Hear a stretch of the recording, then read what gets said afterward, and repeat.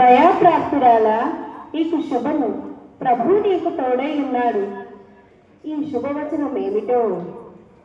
మరియా, భయపడకుము, దేవుని వలన నీవు కృప పొందితివి. నీవు ఒక కుమారుని కని ఆయనకు యేసు అను పేరు పెట్టుదు. ఆయన గొప్పవాడై సర్వోన్నతుని కుమారుడు అనబడును. నేను పురుషుడిని ఎరుగని దానినే ఇది ఎలా జరుగును? మరియా, పరిశుద్ధాత్మ నీ మీదికి వచ్చును, సర్వోన్నతుని శక్తి నిన్ను కమ్ముకొనును గనుక పుట్టబోవు శిశువు పరిశుద్ధుడై దేవుని కుమారుడు అనబడును.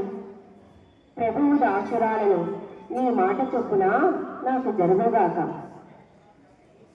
మరియను వివాహం చేసుకోబోయే యేసేపు మరియ గురించి ఆలోచించిన సమయంలో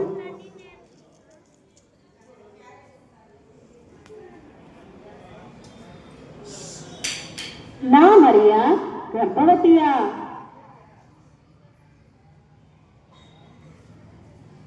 నేను ఆమెను అవమానపరచునల్లక రహస్యముగా ఆమెను విడనాడగను. ఇలా ఆలోచించుకుంటూ నిద్రపోతుండగా స్వప్నములో అతనికి దేవదూత ప్రత్యక్షమై, దావీదు కుమారుడవైన యోసేపు, నీ భార్య అయిన మరియను చేర్చుకొనుటకు భయపడుకుము. ఆమె గర్భము ధరించినది పరిశుద్ధాత్మ వలన కలిగినది. ఆమె యొక్క కుమారుని కలను. ఆయనకు ఇమ్మానుయేలను పేరు పెట్టుదురు. ఇమ్మానుయేలను పేరునకు భాషాంతరమున దేవుడు మనకు తోడని అర్థము. యేసేపు నిద్ర మేల్కొని, అరే, నేను నా మరియను తప్పుగా అర్థం చేసుకున్నానే.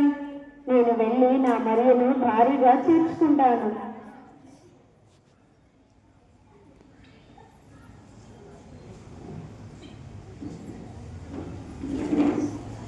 ఆ దేశంలో కొందరు గొర్రెల కాపరులు రాత్రి వేళ గొర్రెలు కాచుకొని చుండగా, అన్నా బాగా చలిపుతుందా? అవునన్నా, బాగా చలిపుతుంది.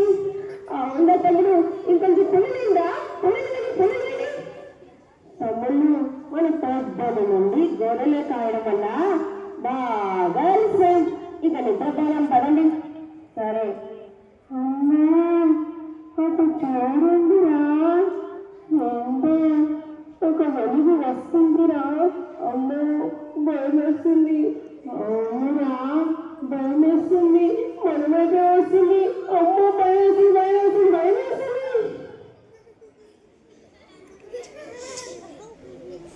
భయపడకుడి, ఇదిగో ప్రజలందరికీ కలగబోవు మహా సంతోషకరమైన సువర్తమానం నేను మీకు తెలియచేస్తున్నాను. దావీదు పట్టణమందు నేడు రక్షకుడు మీ కొరకు పుట్టి ఉన్నాడు. ఈయన ప్రభువైన క్రీస్తు. దానికి ఇదేమీ కానవాలు. ఒక శిశువు కొత్తి గుడ్డలతో చుట్టబడి ఒక తొట్టెలో పండుకొని ఉండుట మీరు చూచెదరు. లేండా తమ్ముడు, వెళ్ళి వెళ్ళిపోయిందిరా. లేండి. తమ్ముళ్ళు, దావీదు పట్టణంలో బెత్లెహేములో మన రక్షణ కొరకు రక్షకుడు జన్మించాడంట. వెళ్ళి చూద్దాం, పదండి.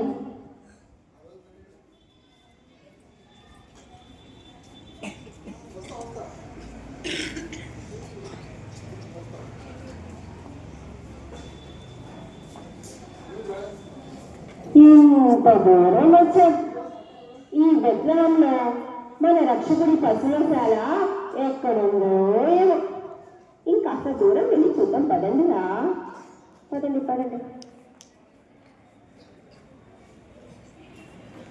అదిగో మన రక్షకుడి పశువుశాల. అదిగో వెళ్ళి చూద్దాం, రండి.